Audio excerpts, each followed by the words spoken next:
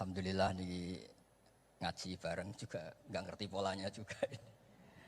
Ya, yang terhormat nih wonten Bapak Rektor, wonten Mas Zainul Masdi, wonten Ketua Badan Wakaf Mas Warsono Muhammad sedanten saya hormati. Ini katanya untuk bahagia. Jadi saking pentingnya untuk bahagia itu sampai Allah itu kadang ngendikan hal yang nggak penting, tapi menjadi penting karena untuk bahagia. Jadi kalau Allah tanya Nabi Musa ketika ketemu dipanggil itu, wa ma tilka biyaminika ya Musa, yang kamu bawa itu apa? Padahal ketika dipanggil itu kagetnya bukan main.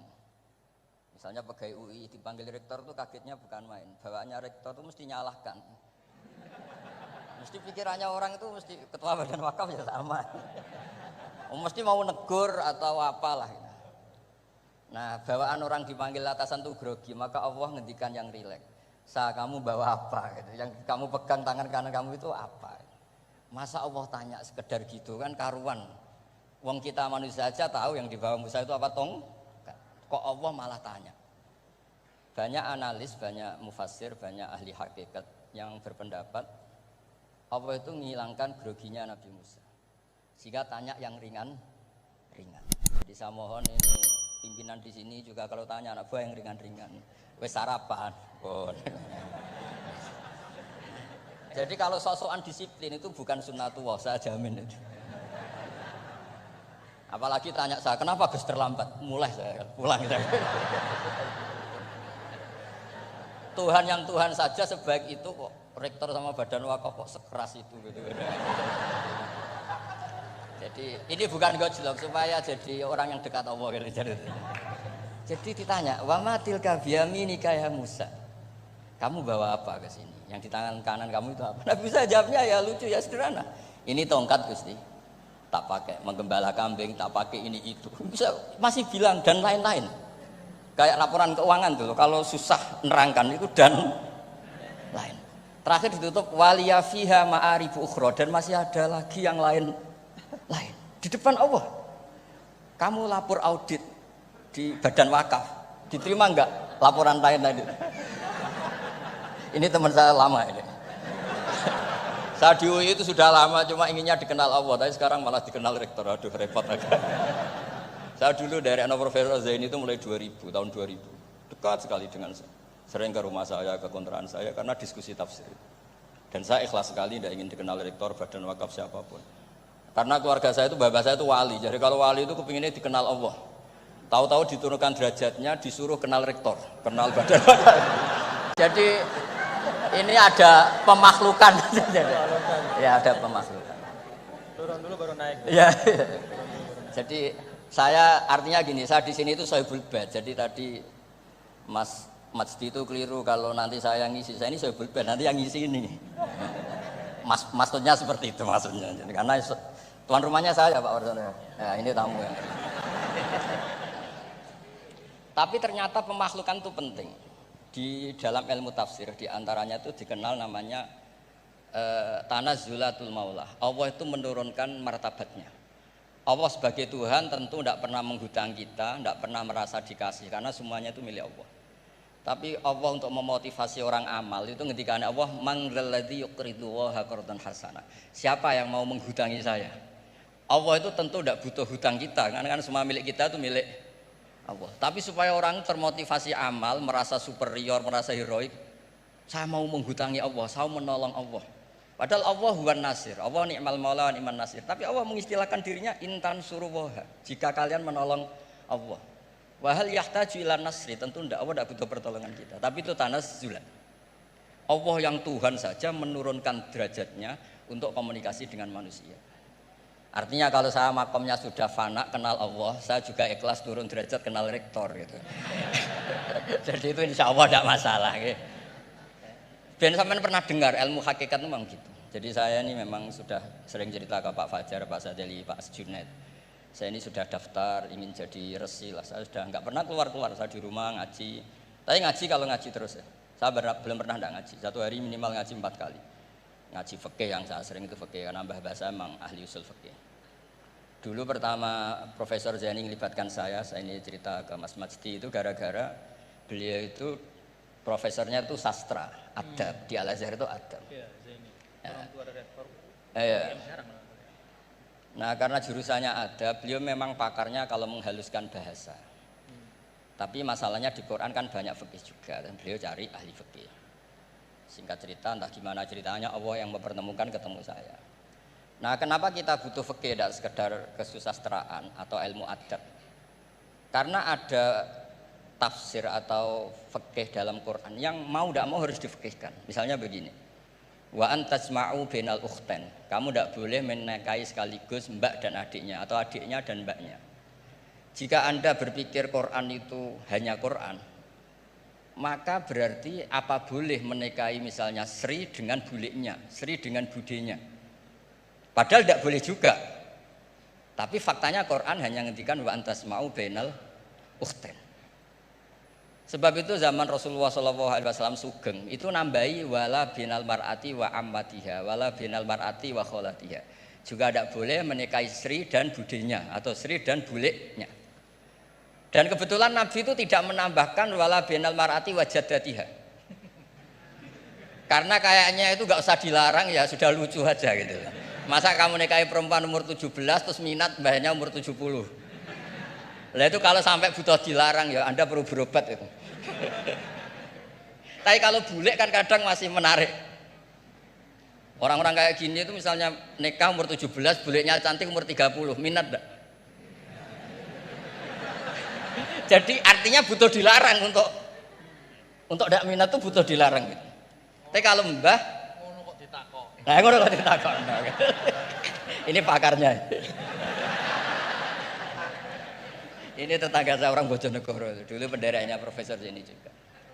Artinya andai kan tidak ada usul fikih ini mimba bi itlaqil ba'di wa iradatil qul. Meskipun usul fikih itu yang menginduk ilmu balaghah, ilmu ini itu. Jadi Allah menyebut bainal ukhtain artinya diganti bainal mahromain. Jadi ukhtain itu ibaratun atau itlaqul ba'di, yaitu ukhtain mewakili kata mahromain. Dua perempuan yang punya hubungan mahram tidak boleh dinikah bersamaan untuk orang-orang yang poligami. Ini penting supaya semua tafsir juga gitu, lafat-lafat yang ada mahdhufnya itu kita jaga, baik itu secara keilmuan maupun secara fikih. Keilmuan misalnya begini, orang yang dilaknati Allah, mala'anahu wa ghadiba alaihi, di antaranya diteruskan wa ja'ala minhumul qiradata wal khanazira wa abadat tauhid. Lalu misalnya secara penelitian tidak pernah ada makhluk manusia yang dulu jadi kera. Tapi melihat ayat itu seakan-akan itu pernah ada periode atau kejadian di mana manusia itu dirubah jadi kera. Wa ja'ala minhumul qiradata. Mau tidak mau kita butuh perangkat ilmu lain yang namanya balaghah. Itu orang Jawa, itu kalau dilangkai kakinya itu hanya bilang kayak kera. Orang nggak sopan tuh katanya kayak kera. Tapi kalau dilangkai kepalanya langsung oh dasar ketek itu, dasar kera. Artinya dalam ilmu tasbih, kalau kemiripannya itu biasa itu masih disebut ka seperti. Tapi kalau mirip banget perilakunya itu kafnya dibuang. Sehingga orang yang tuli banget terhadap kebenaran Allah bilang summum bukmun umyun. Orang kafir itu summun, tuli misalnya. Bukmun ada bisu. Padahal faktanya mereka bisa mendengar, bisa ngomong, bisa bicara. Tapi saking tidak pernahnya mau mendengar kebenaran, di redaksinya summun, bukan kasumi tapi summun. Begitu juga di bab madh memuji. Kalau orang agak ganteng, mungkin saya kalau muji Mas Masdi hanya kalkomar, muji Pak Rektor paling ya kalkomar. Tapi kalau muji Nabi langsung komarun, anta samsun, anta bedrun, karena gantengnya kelewat, sehingga kaf tasbih seperti ini itu dibuang. Nah, andai kan tidak ada fakta manusia itu pernah dirubah jadi kera di era itu, andai kan itu nggak ada, kita sendiri juga nggak tahu. Kita masih bisa menganalisis dengan teori balaghah tadi, wa ja'ala minhumul qiradata ekal qiradah. Mereka atau mislal qirodah, mereka dijadikan Allah laksana kera, tidak berakhlak, tidak beretika, tidak bermoral. Ini pentingnya ilmu balaghah, sehingga kita tidak perlu mengharuskan orang berkeyakinan dulu itu pernah ada orang manusia dirubah jadi apa? Kera. Nah misalnya ada yang berkeyakinan atau berpendapat memang itu pernah nyata, itu ngendikannya Rasulullah kemudian itu dihilangkan, hanya hidup 3 hari kemudian hilang sehingga nggak punya turunan. Jadi pilihan-pilihan dalam tafsir itu satu tentu riwayat, dua itu analisis balaghah. Nah, analisis fikih itu tidak kalah penting karena konstruksi Quran itu ada fikih yang sudah mapan. Seorang lagi ada fikih yang sudah nopo mapan. Ketika Nabi Lut itu menyesali kaumnya itu lesbi dan gay, kelainan seksual. Itu Nabi Lut ngendikan haula ibanati hunna adharulakum. Kalau kamu ingin menyalurkan kebutuhan biologis Anda, ini ada anak-anak putri kami, hunna adharulakum. Itu lebih suci bagi kalian. Tentu fikih itu sudah mapan, maknanya dinikahi dulu dengan proses nikah yang sah. Nah, barokahnya fikih yang mapan ini Allah tidak cerita tafasilul umur, tidak cerita detail-detailnya. Sehingga salah sekali kalau kita sering bilang kita hanya kembali ke Quran. Itu tidak bisa, karena Quran juga tidak berdiri sendiri dengan makna yang sebenarnya. Karena turun itu ada asbabun nuzul. Ini yang terakhir supaya ngasih pekerjaan kan jauh-jauh dari NTB. Ya kan bisa dimanfaatkan secara baik dan benar. Saya ini Soebul Bait. Nah, enggak, ini bukan guyon, tapi memang betul harus begitu memang. Mau enggak mau. Sumpah misalnya, orang itu kalau ditagih hutang atau ditegur itu masih ya besok saya bayar. Ditagih lagi kayak gak percaya, wawahi besok saya bayar. Jadi kata wawahi itu mesti menunjukkan emosi, tersinggung, sumpah. Sehingga suatu saat ada seorang khotib ini ngendikan, fawarobbis sama'i wal ardi innahu lahaqqum mislama annakum tantikun. Demi Tuhannya langit dan bumi. Itu si Bedui, ada orang Arabi, orang desa. Langsung menyelasi Pak Khotib tadi. Pak Khotib, manggalladzi akhdhafal jalil hatta aljahu ilal yamin. Siapa yang bikin murka Allah sehingga Allah terpaksa sumpah. Semenjak itu jadi ilmu, kalau Allah memulai redaksi dengan sumpah, dengan qasam, pasti Allah tersinggung. Sehingga lafaz-lafaz yang dimulai wan naziati gharqa atau dimulai wasamsi wa duhaha, mesti terusannya itu Allah agak marah. Karena di mana-mana orang sumpah itu menjelaskan sama yang agak tidak percaya. Itu dzauqul arabi, itu adzauqus salim. Nah, begitu seterusnya. Kemudian masalah wasfiyah ismiyah. Saya dulu sering debat sama Profesor Zaini. Kan misalnya kiai-kiai di Jawa, umumnya kalau maknani min alakin itu segumpal darah. Lalu orang-orang yang nekuni embriologi itu tidak pernah ada segumpal darah. Kalau segumpal darah malah jadi kluron, macam-macam. Katanya Quran itu mesti benar, ini ada segumpal darah. Kata saya segumpal darah itu bahasa Indonesia, Quran itu bahasa Arab, tidak akan ada itu di Quran, kata saya. Tapi ada yang bilang segumpal darah, ya tetap aja itu enggak Quran. Yang Qurannya min alakin, segumpal darah itu bahasa Indonesia, Quran tidak ada yang bahasa Indonesia, kata saya. Nah, tapi itu bisa dianalisis pakai balaghah atau pakai teori madatul kalimah. Min alakin itu dari kata aliko ya'liko alakon, sesuatu yang menempel. Jadi kalau di proses embriologi, misalnya ada apa yang menempel dalam ilmu itu, yaitu yang jadi rahim, jadi anak. Atau pakai ilmu balaghah, min alakin tetap maknanya segumpal darah, tapi maknanya itu tangkis atau tahkir. Manusia itu sombong.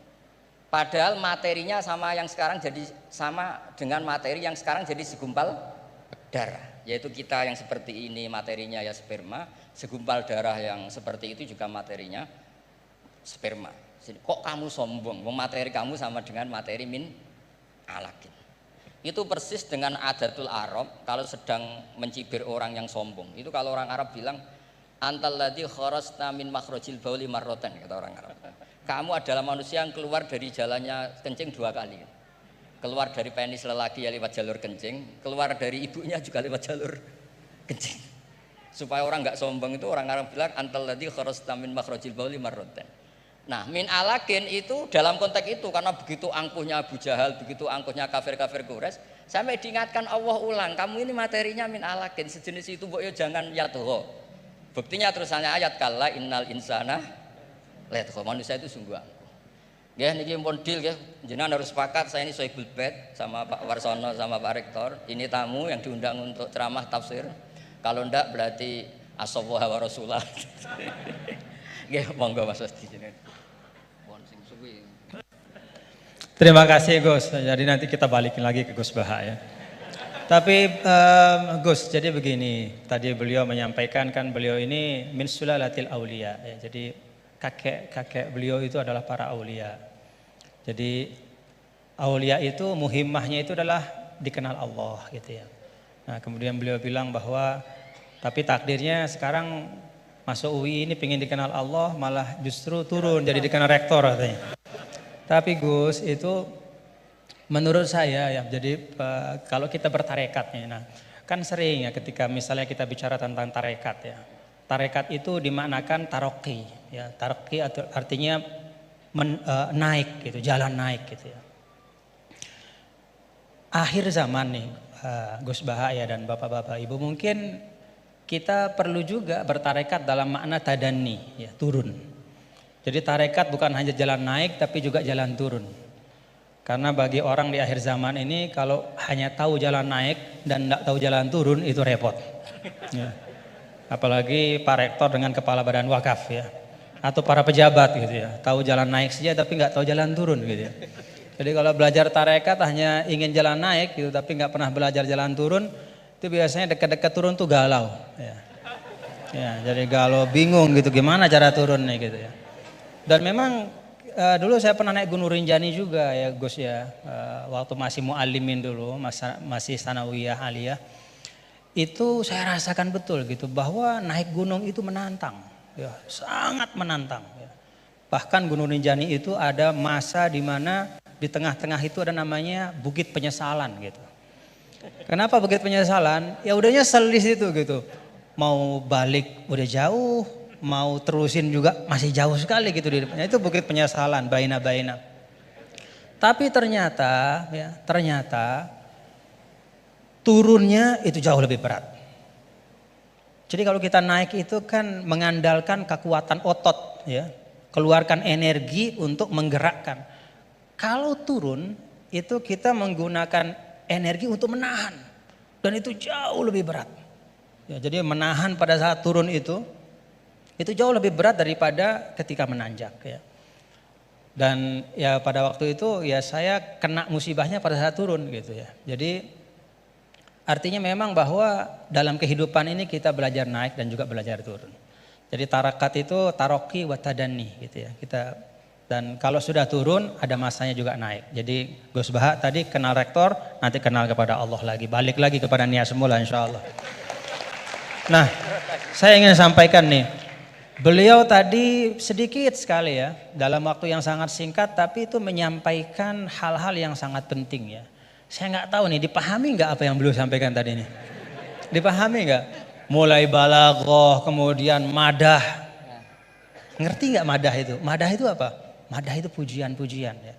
Bagaimana turuku ta'bir ya, asalibu ta'bir ya, bagaimana orang Arab itu mengungkapkan ya perasaan mereka, mengungkapkan harapan mereka ya. Bagaimana mereka memilih diksi-diksi dalam komunikasi mereka, itu mewarnai Al-Qur'an. Jadi beliau ini tadi ketawa-ketawa ya, bapak-bapak juga ketawa-ketawa semua ya. Tapi yang disampaikan itu sudah bahan kuliah buat dirosat ulia itu, buat pasca sarjana itu. Ya, jadi alhamdulillah. Nah, silahkan nanti dielaborasi masing-masing. Tapi yang ingin saya sampaikan begini, ada catatan saya terhadap apa yang beliau sampaikan. Pertama, apa yang beliau sampaikan itu menegaskan ungkapan waqtul buyuta min abwabiha. Masuklah ke rumah melalui pintunya. Kalau kita ingin belajar Al-Qur'an itu ada jalannya, ada pintunya. Tadi beliau sudah sampaikan ada tafsirul Qur'an bil Qur'an, ada riwayat, kumpulan riwayat ya. Bahkan Al-Qur'an juga menegaskan sebagian satu sama lain itu saling memperkuat, saling membantu. Jadi kalau kita misalnya bertanya-tanya, waman a'rada an dzikri fa inna lahu ma'isyatan dhanka wa nahsyuruhu yaumal qiyamati a'ma. Kata zikri itu maksudnya apa gitu? Karena kata zikr itu kan dalam Al-Qur'an luas ya. Apakah zikr itu adalah zikrullah, subhanallah, alhamdulillah, wa la ilaha illallah. Sehingga ayat itu artinya siapa saja yang berpaling dari mengingat Allah, maka hidupnya akan menjadi sempit, akan sumpek, akan resah. Atau zikri di situ maknanya adalah Al-Qur'an ya. Sehingga artinya adalah barang siapa yang memalingkan dirinya dari pesan-pesan Al-Qur'an, maka hidupnya akan disorientasi. Bagaimana kita mengambil pilihan di antara dua makna? Nah, kita lihat. Qala rabbi lima hasyartani amma wa qad kuntu basira qala kadzalika atatka ayatuna fanasitaha wa kadzalikal yauma tunsa. Lalu orang itu mengatakan di akhirat, ya Allah, bagaimana mungkin kok saya dibangkitkan dalam keadaan buta padahal di dunia saya melihat. Kemudian Allah mengatakan qala kadzalika itu balasan yang setimpal. Atatka ayatuna fanasitaha. Telah datang kepadamu ayat-ayat kami lalu kau lupakan. Nah, dari ayat ini maka ulama menafsirkan kata zikri. Oh, yang dimaksudkan dengan zikri itu adalah ayatuna, yaitu Al-Quran. Nah, ini yang disebut dengan Al-Quran yufassiru ba'duhu ba'duhu. Dia saling menafsirkan. Baik itu penafsirannya datang segera setelahnya, ataupun di ayat-ayat yang lain seperti yang Al-Mukarram Ki Haji Bahauddin sampaikan. Ada yang di bagian yang lain, baik itu secara nas, secara sharih ataupun secara dilalah, secara tunjukkan isyarat. Ketika misalnya Nabi Adam alaihissalam, Allah Ta'ala sampaikan fatalaqa Adam min rabbih kalimat. Allah Ta'ala memberikan Adam menerima dari Tuhannya kalimat. Fataba alaih. Dengan sebab kalimat yang dia ucapkan itu Allah ampuni dosanya, kekeliruannya. Apa kalimat itu? Oh, ada di ayat yang lain. Rabbana zalamna anfusana wa illam taghfir lana wa tarhamna lanakunanna minal khasirin. Itu pintu memahami Al-Quran. Tadi Gus Bah bilang sampaikan ada pintunya. Baik itu pintunya adalah riwayat-riwayat dari Al-Quran, dari hadis juga beliau sampaikan tadi. Al-Quran gak dibiarkan sendiri oleh Rasul, tapi didatangkan hadis untuk menyempurnakan. Bahkan ketika dulu ada orang yang mengatakan ini bukan zaman sekarang, zaman dulu sekali. Ba'das sahabah, zaman tabi'in. Saya lupa, mungkin Gus Bah yang ingat riwayatnya secara persis. Ada yang datang kalau tidak salah kepada Al-A'mash, seorang imam besar namanya Al-A'mash. Lalu orang itu mengatakan, ya imam, kenapa kita capek-capek Anda ajak kami untuk baca hadis? Kenapa Anda ajak kami untuk mendiskusikan hadis panjang-panjang? Bukankah sudah ada Al-Quran di tengah-tengah kita? Ngapain lagi? Apa kata Amash? Ya ahmaq. Pak, atajidu, apakah kamu temukan dalam Al-Quran itu ada sholat 5 waktu secara terperinci? Gak ada. Nabilah yang menegakkan amanah untuk menjelaskan. Sholat 5 waktu itu kayak apa? Banyak rakaatnya seperti apa? Waktunya gimana? Kaifiyatnya seperti apa?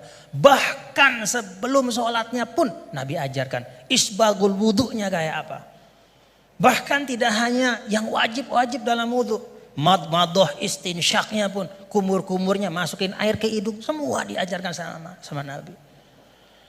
Maka Amash mengatakan dari sisi ini Al-Quran lebih butuh kepada hadis daripada hadis kepada Al-Quran. Dari sisi bahwa hadis itu menguraikan, menjelaskan dan menyempurnakan, menambahkan, melengkapi. Bahkan yang tidak ada di Al-Quran.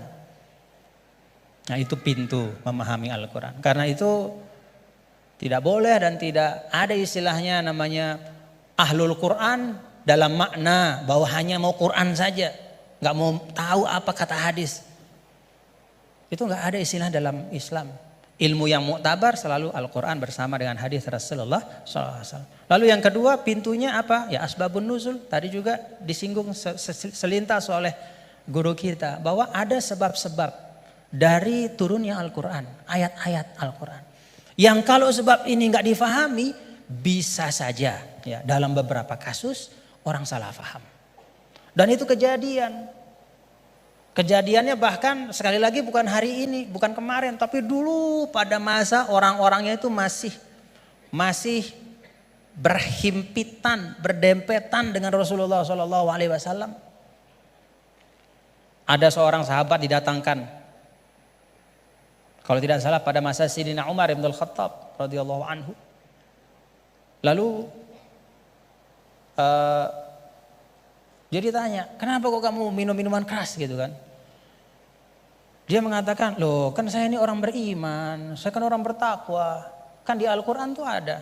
Laisa 'alal ladzina amanu wa 'amilus solihati junahum fima ta'imu idza mattaqaw wa amanu ila akhir ayat.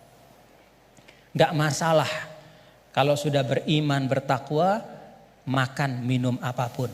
Begitu. Kalau ini secara harfiah kita baca ayat itu. Lalu karena dia baca ayat itu saja, dia beranggapan, oh berarti makan minum udah bebas karena sudah beriman bertakwa. Nah saat itulah kemudian diluruskan bahwa ayat ini sabab nuzulnya adalah ketika ada sebagian sahabat yang datang kepada Rasulullah SAW dan bertanya, ya Rasulullah, ada teman-teman kita yang sudah meninggal, mereka syuhada pada saat perang-perang, mereka mati syahid, mereka meninggal sebelum turunnya ayat yang mengharamkan khamr. Bagaimana nasib mereka ya Rasulullah? Padahal mereka meninggal dalam keadaan masih minum khamr. Jadi meninggal ya masih minum karena memang belum turun pengharaman. Maka turunlah ayat ini menjelaskan. Oh, kalau memang orang nggak tahu, belum ada taklif kepada dia, nggak dosa. Nah, sebagian ulama kemudian menarik ayat ini juga ke masa sekarang. Ya. Kalau misalnya ada di tempat-tempat tertentu, misalnya ada katakanlah dakwah Islam masuk ke suatu negara misalnya, lalu para dai itu menyampaikan tentang tauhid, menyampaikan tentang rukun iman. Baru disampaikan tentang rukun iman, rukun Islam, kemudian orang itu dia bersyahadat, dia baru sholat, lalu dia meninggal.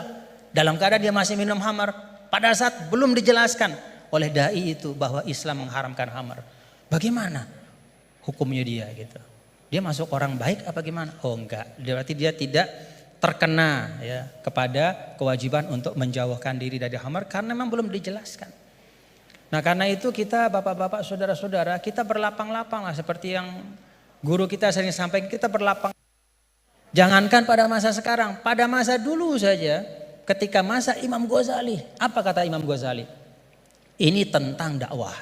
Kata Imam Ghazali, menurut saya ya, Ahlur Rum ya, orang-orang yang ada di daerah-daerah yang berjauhan, jauh dari pusat Islam. Dan karena itu dia tidak dapat pesan Islam. Dia nggak ngerti Islam itu apa. Atau Islam itu sampai tapi fi wajhin musyawash. Bentuknya udah nggak benar. Ya. Disinformasi tentang Islam. Maka kata Imam Ghazali, orang itu menurut saya hukum mereka adalah sama seperti hukum ahlul fatrah. Jadi nggak bisa kita mengatakan misalnya orang, mohon maaf, orang di belahan dunia Skandinavia misalnya di negara-negara yang jauh gitu. Kemudian kita hukumkan, wah mereka itu adalah orang kafir. Mereka itu mukhallat finnar. Belum tentu. Kecuali setelah kita pastikan bahwa cahaya Islam sudah sampai dalam bentuk yang sebenarnya dan mereka menolak dengan kesadaran.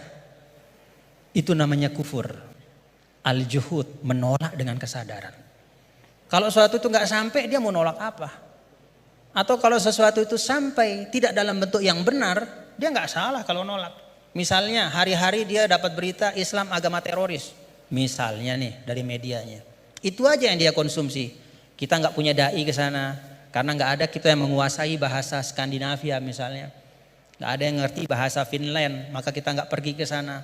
Kita di sini saja di Indonesia, lalu kita hukumkan orang di sana di mana-mana. Hanya karena dia tidak la ilaha illallah Muhammad Rasulullah berarti kafirun mukhalladun finnar. Enggak, belum tentu. Kata Imam Ghazali bisa jadi itu ahlul fatrah. Nah dengan itu maka kita lebih tenang di dalam berdakwah. Tidak mendahulukan memvonis seseorang, sekelompok orang, tapi tausilud dakwah yang kita utamakan, menyampaikan itu yang diutamakan. Nah, tadi beliau menyampaikan itu tentang sabab nuzul. Dan yang ketiga yaitu ma'rifatul lughatil arabiyyah, itu pintu. Jadi pintunya itu yang pertama adalah riwayat-riwayat baik dalam Al-Qur'an, ayat-ayat Al-Qur'an maupun hadis, kemudian juga ijma' sahabat. Yang kedua adalah sabab nuzul kita faham. Dan yang ketiga yaitu mengerti ya masalikul Arab, ya bagaimana cara orang Arab bicara. Karena itu juga sangat mewarnai bagaimana Allah Ta'ala ya menurunkan kitab suci Al-Qur'annya. Dan alhamdulillah bapak-bapak, saudara-saudara, kalau kita ada ketekunan, ya ini teman-teman semua ya, kalau ada ketekunan, ya seperti sekarang kita bisa menikmati ya. Kalau dulu misalnya apa yang disampaikan oleh Gus Baha itu hanya bisa dinikmati oleh para santri ya, di pesantren-pesantren, itu pun dalam halakoh-halakoh yang terbatas. Tapi alhamdulillah berkat UII ngaji bareng kita bisa menikmati hari ini mutiara-mutiara dan keindahan Al-Quran. Alhamdulillah. Saya balikin lagi kepada Gus Baha sebagai Sahibul Bait.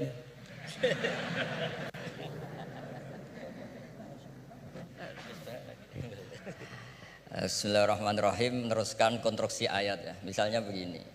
Anda jangan langsung menyalahkan Nabi Adam. Saya ini sering kampanye untuk membela Nabi Adam.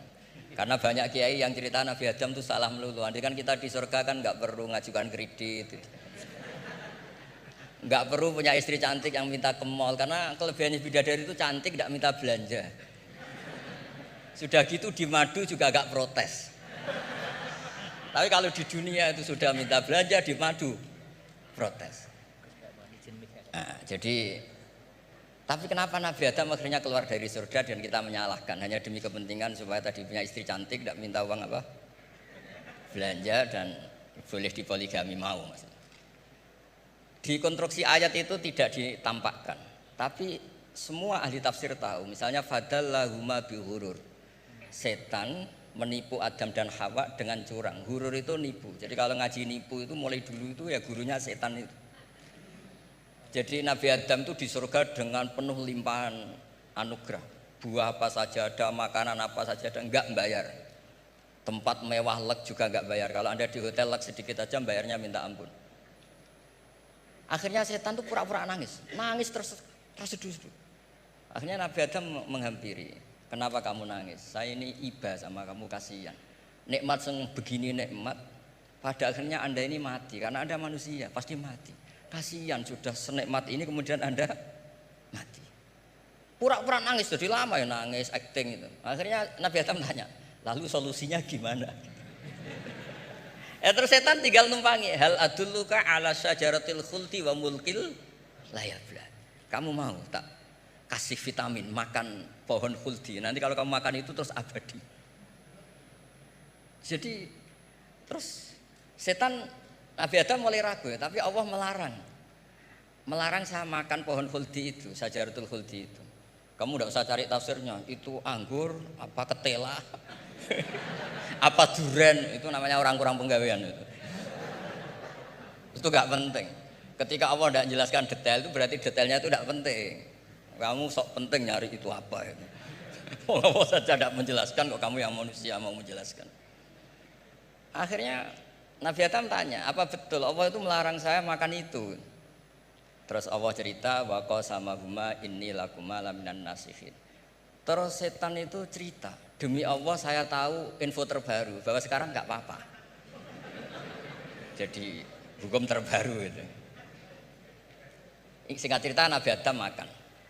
Ketika makan, berarti setan salah karena menipu Nabi Adam, Adam salah karena makan pohon khuldi tadi. Apa yang terjadi? Allah manggil Nabi Adam. Adam, kenapa kamu makan itu? Bukankah pohon-pohon yang lain, buah-buah yang lain itu cukup? Kenapa kamu makan yang saya larang itu? Terus jawab Nabi Adam ini yang unik, yang kita harus bela Nabi Adam ila yaumil qiyamah. Wa izzatika ya Rabbi ma adzunnu anna ahadan yahlifu bika kadziban. Demi kehormatanmu ya Allah, ketika engkau disebut oleh setan, saya tidak pernah mengira ada orang berani mencatut nama engkau kemudian dia bohong. Ini contohnya Pak Fajar ini. Sama temannya yang paling sering bohong itu dia nggak percaya, tapi meskipun sering bohong kalau dipanggil Pak Rektor, ngecek ulang apa enggak? Kalau kalimatnya dipanggil Pak Rektor, pasti gak ngecek ulang. Meskipun teman yang sering bohong pasti langsung nyari Pak Rektor.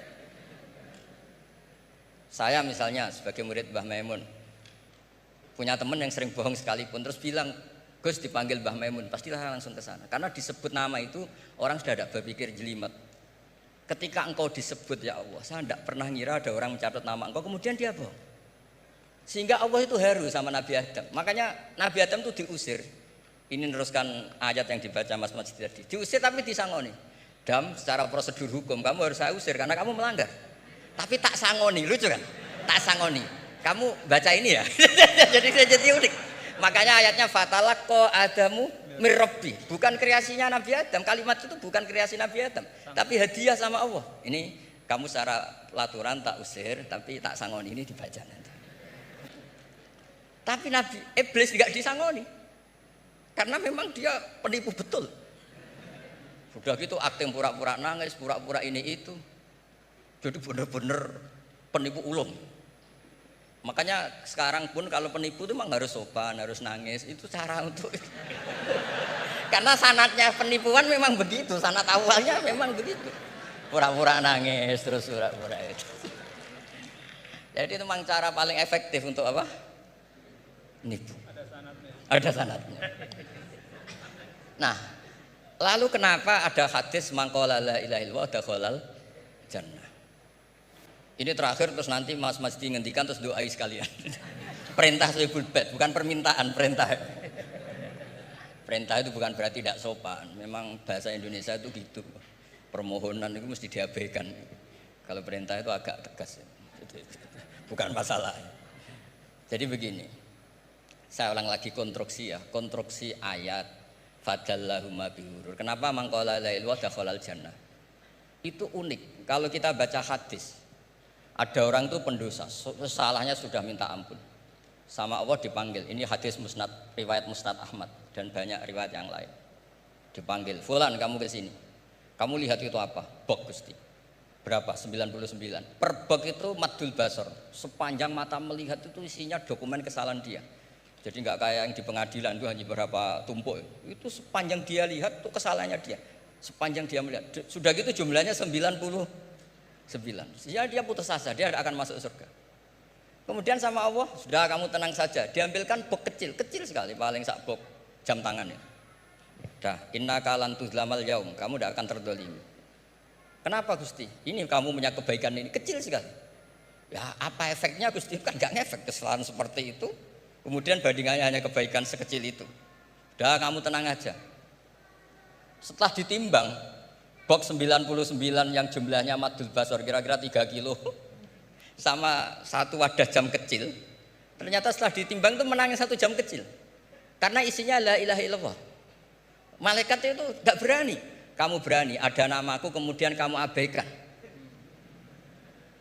Saya dipanggil 1000 mahasiswa UII sama satu Pak Rektor, Pak Fajar. Kemana arahnya? Ke satu rektor apa ke 1000 mahasiswa yang manggil? Pak Rektor, kan ini urusan nasib. Nah ini cerita, malaikat yang nimbang Pak Warsono itu diprovokasi sama malaikat yang lain. Kamu berani nggak mempertimbangkan kata Allah di situ? Oh ya tidak berani. Nah, itu disebut fala yaskulu ma'asmillahi ta'ala sayun, dibandingkan asma Allah itu tidak ada yang bisa mengungguli.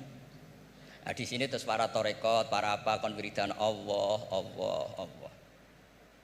Tapi karena kita ini sekarang sudah tidak ngaji malah tanya, gunanya apa sih muni Allah Allah? Lu nyebut pangerane orang-orang gunanya. Oh ini sedang nyebut Tuhannya kok kamu tanya gunanya apa? Kamu tak kasih uang aja tidak pernah tanya gunanya uang ini apa? Pas dijak wiridan tanya gunanya apa sih? Oh dasar orang aneh. jadi logis. Lah Nabi Adam juga sama, ketika disebut asma Allah itu nggak mikir yang lain. Apa setan itu penipu apa enggak, sudah grogi yang manggil Allah langsung. Nah makanya saya mohon kenapa kita memahami mangkana akhiru kalamihi Allah la ilaha illallah dakhalal jannah. Karena dengan itu malaikat enggak berani macam-macam. Jadi nanti kalau Anda ketemu malaikat tukang hisab, ayo silahkan abaikan nama Allah. Kalau kamu berani berarti tidak malaikatnya Allah. Masa namanya Allah enggak dipertimbangkan. Ya tadi misalnya dosen-dosen UI ada undangan seminar menjanjikan. Enggak seminar menjanjikan tapi yang manggil rektor, milih mana? Kira-kira saja. Milih rektor kan? Karena ini nasib berkelanjutan kan kalau seminar kan. Apalagi ini asmane Allah. Nah, makanya Nabi ngendikan fato satisi jilat wasakula ismuwah. Kemudian bok kesalahan tadi jomplang kalah. Kemudian yang menang hanya asmanya Allah Subhanahu wa taala. Makanya terus disebut sudah Nabi ketika tanya amal apa paling baik ya Rasulullah, gini dzikrullah fis-sirri wal alan gini-gini, dan kamu mati dan kamu hidup walisanu katarbun, kamu harus selalu ingat Allah taala. Lah dene saya sekarang itu sudah biasa ingat Allah terus disuruh ingat rektor, ya muga-muga itu tugas dari Allah juga. Saya tidak tahu apa benar apa tidak tahu. Tapi yang jelas saya tidak jenis orang yang apa ya terus nganggep apa dunia penting betul, tapi ya penting lah gue sanggup mati. Tapi yang jelas supaya sampean ngerti madhab saya, karena ini ngaji dan saya punya niat baik, maka saya ungkapkan cara berpikir saya. Jadi Sama ndak usah kaget. Ini namanya kan mengabaikan kesalahan. Cara berpikir nggak gitu. Kita punya riwayat shahihah bahwa ketika malaikat mengabaikan semua kesalahan ini karena nggak berani memperbandingkan asmane Allah dengan yang lain. Makanya disebut di akhir hadis fala yaskulu ma'asmillahi ta'ala. Ketika sudah nyebut Allah harus dianggap selesai. Nggak boleh habis nyebut Allah mau mati kredit, nggak boleh. BPKB di bank ini nggak boleh. Nanti akhir hayatnya bilang BPKB, bukan Allah. Nggak harus kata Allah itu mengunci. Disebut akhiru kalami. Lah kalau sampean tanya, kenapa itu menjadi penting? Karena tadi malaikat tidak akan memperbandingkan Allah dengan yang lainnya. Makanya ketika ulama-ulama sufi, kalau kamu habis salah istighfar. Nanti di sohifah kamu akan ditulis habis salah. Terus di belakang ditulis. Tapi setelah itu dia bilang astagfirullahaladzim. Nanti malaikat tinggal aja kamu teror. Kamu mempertimbangkan Allah apa yang itu? Ini tak ajarin. Kalau tepak ya kamu didengar, kalau tidak malah digebuki. Tidak tahu saya. Tapi itu ijazah resmi ini hari ini. Hadisnya akurat. Ijazah. Nggih ngoten mawon kok kesuwen kepinteran nyanyi kula. Assalamualaikum warahmatullahi wabarakatuh.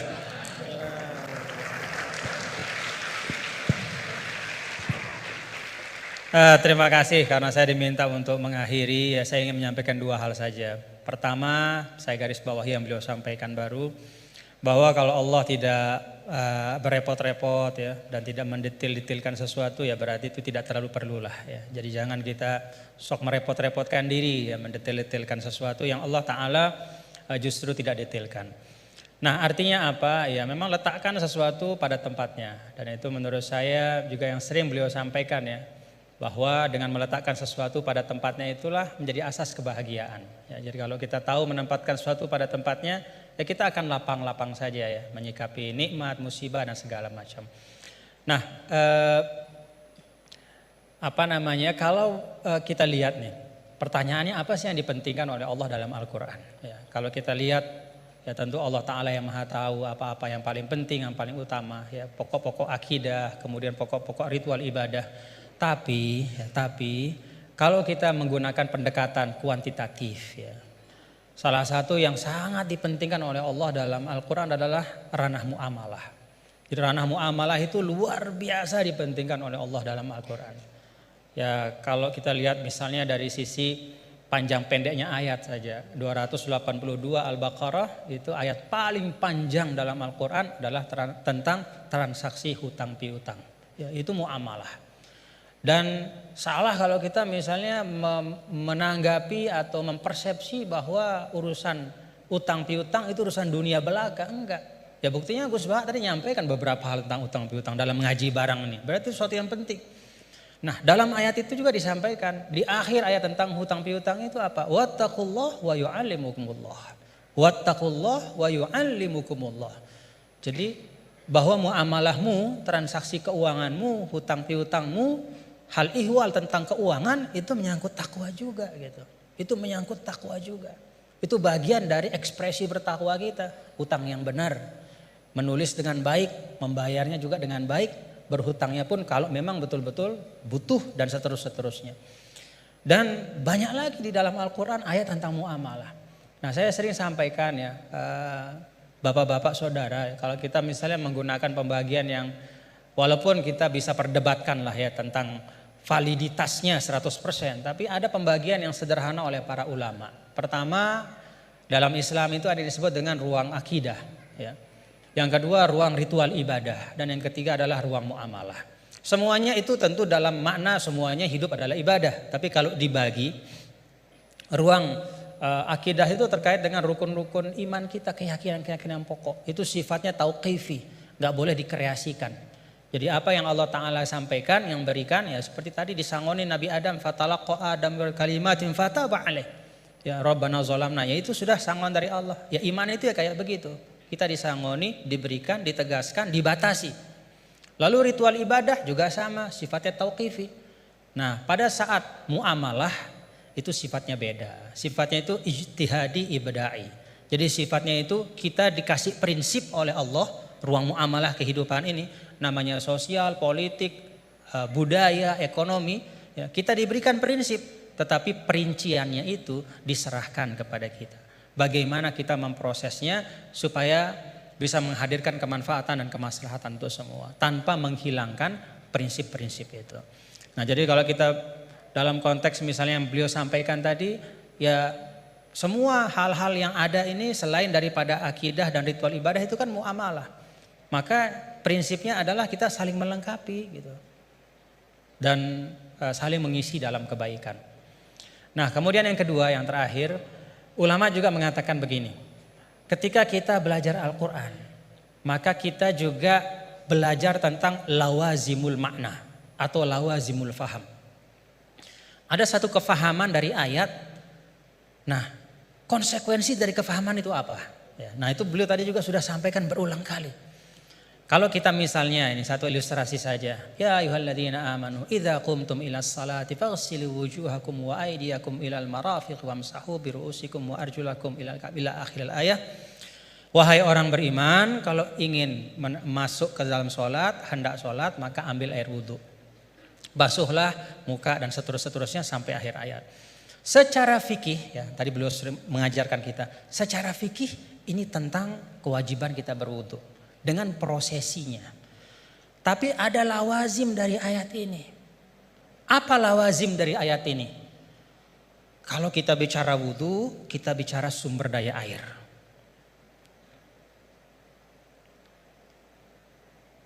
Kita bicara tentang wudhu, kita bicara tentang ekosistem kehidupan. Gak ada wudhu tanpa air. Kalau wudhu tanpa air tayamum namanya.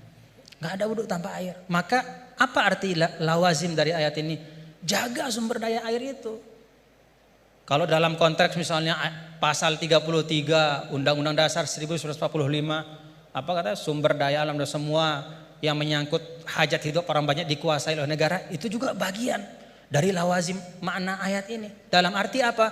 Negara, kita semua secara kolektif, ayo kita jaga sumber daya air. Tidak boleh dimiliki hanya oleh sekelompok kecil saja sehingga orang kesulitan untuk memanfaatkannya. Dan pada ujungnya jangan-jangan nanti bisa orang kesulitan untuk menegakkan sholat karena gak bisa wudhu. Karena sumber daya air itu dikooptasi oleh kelompok tertentu misalnya.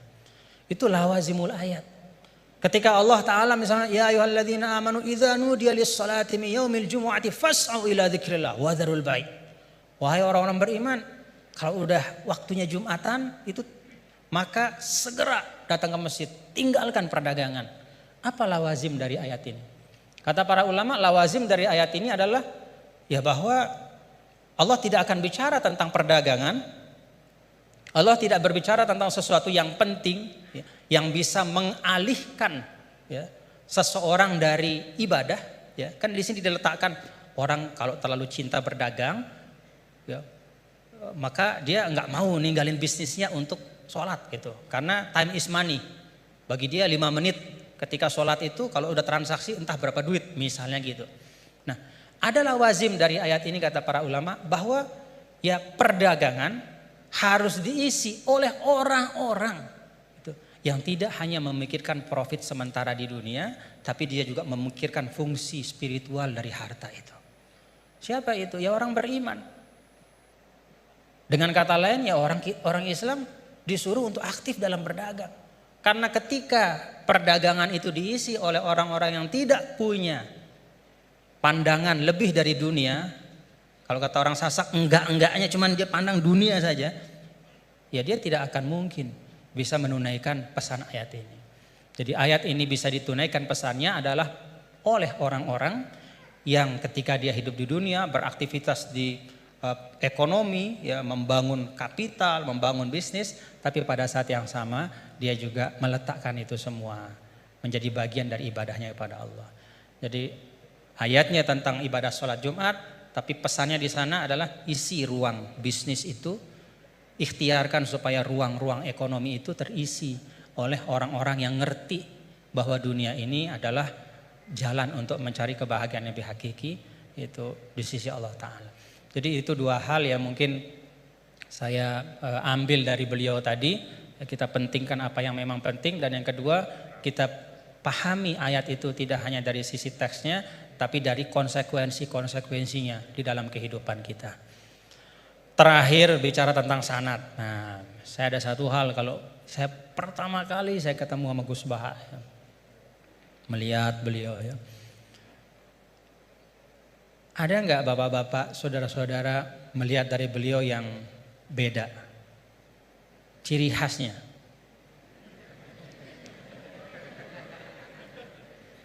Ciri khasnya beliau itu gini. Tapi hari ini ikroman li rektor, jadi rambut nggak kelihatan beliau. Nah, karena beliau ini adalah keturunan dari aulia, dari Lasamnya, dan salah seorang dari masyayikh di Lasam itu adalah sahabat dari kakek kami dulu, Mbah Maksum Lasam. Ya, beliau bersahabat dengan Nini Ida Maulana Syekh Tuan Guru Kiai Haji Muhammad Zainuddin Abdul Majid. Itu biasanya perilaku Lasem itu ada sanatnya, gitu ya. Jadi saya lagi mikir-mikir ini naruh topi begini tuh ada sanatnya nggak beliau? Nah, kita mau tahu dari beliau, ya. Ala kulli hal, bapak-bapak saudara, terima kasih Gus atas ilmu-ilmunya dan silaturahim kita pada pagi hari ini. Mudah-mudahan bisa terus bersilaturahim dalam kebaikan, dan kita doakan beliau selalu disehatkan, diafiatkan oleh Allah Subhanahu wa taala. Ya, cara gampang buat kita mendoakan diri kita itu doain orang lain, ya. Itu resep yang paling gampang. Jadi kalau kita doain diri kita ini kan belum tentu terkabul. Tapi kalau kita doakan orang, malaikat yang mengaminkan doa kita dan mengatakan untukmu seperti yang kau doakan. Jadi kalau resep supaya dapat sesuatu, doakan orang lain dengan sesuatu itu. Kita doakan mudah-mudahan Gus Baha sehat walafiat dan kita semua diberkahi Allah Ta'ala. Wallahul muwaffiq wal hadi ila sabilir rasyad wa huwal muwaffiq ila aqwamit thariq. Lunas maaf apabila banyak khilafan, kekeliruan. Assalamualaikum warahmatullahi wabarakatuh.